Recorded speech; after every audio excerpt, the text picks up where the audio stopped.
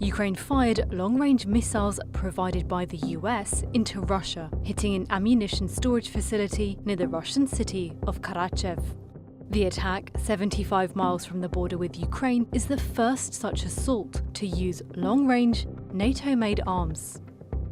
It's a move that the Kremlin previously warned it would consider a major escalation. Это будет означать, что страны НАТО, США, европейские страны воюют с Россией.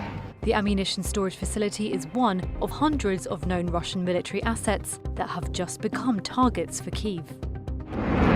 Here's what the use of Western arms on Russian territory means for the war and what could come next. Kyiv had been pleading for months for its allies to remove restrictions on using Western-made long-range weapons to strike inside Russia. In November, President Biden finally gave Ukraine the green light. In addition to ATACMS, Biden's move could open the door for other weapons like British-French cruise missiles, Storm Shadows or Scalp to be used. ATACMS are a surface-to-surface missile system fired from a mobile launcher vehicle. They can strike up to 190 miles away, well behind Russian lines. By comparison, Storm Shadows have a maximum range of around 155 miles, meaning they can also hit deep into Russian territory. Storm Shadow has been used for quite some time now. They've been used to hit Russian command bunkers. They've been used to hit Russian naval headquarters in the Crimea. They've been used quite frequently to hit ammunition dumps, and they've also toppled several bridges. Previously, Western allies didn't allow Kyiv to strike deeper into Russia, fearing an escalation in the war. But Biden changed his mind after thousands of North Korean troops joined Russia's army on the battlefield, according to US officials. We're now heading to 3 years in terms of this war, and Russia continues to sort of pressure Ukraine and take territory, albeit incrementally, but still take territory, and it's having a terrible effect on the Ukrainian economy, Ukrainian population. And as we're heading into winter, you've got the added effects of Russia having degraded Ukraine's ability to heat itself, which is also problematic for the Ukrainians.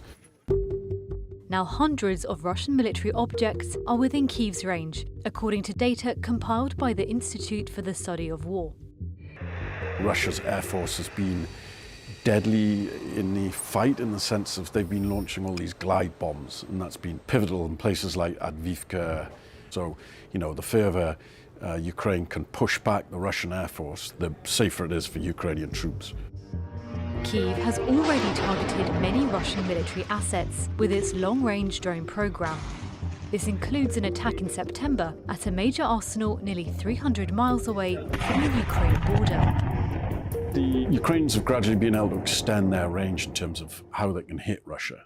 And so Russia has had to gradually move its ammunition dumps, its command centers, its very valuable assets, its planes, its navy, effectively, from the range of various weapons. But Ukraine says being able to strike deep into Russia with more powerful weapons could form part of a strategy to force Moscow to seek peace. Analysts say that Ukraine could also target positions in the Kursk region, where Russia has amassed more than 50,000 troops, including some 10,000 from North Korea, in an effort to recapture the territory that Ukraine's forces seized earlier this year. The policy shift appears to be part of the Biden administration's push to give what it can to Ukraine before Donald Trump returns to the White House in January. Trump and his Vice President-elect J.D. Vance are expected to press for negotiations to end the conflict in Ukraine. You never have one weapon that wins a war. And we can talk about giving Ukraine an edge and being able to hit deep into Russian territory, but the Ukrainians have been hitting very far into Russia for quite some time now, and it has not won the war. The Russians are still pressuring Ukraine, still taking territory, albeit incrementally. President Vladimir Putin has warned that allowing Ukraine to strike Russia with these long-range weapons crosses a red line. It's very difficult to predict what they'll do.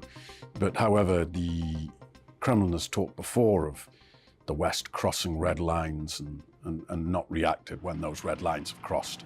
And there's been frequent red lines that have been crossed.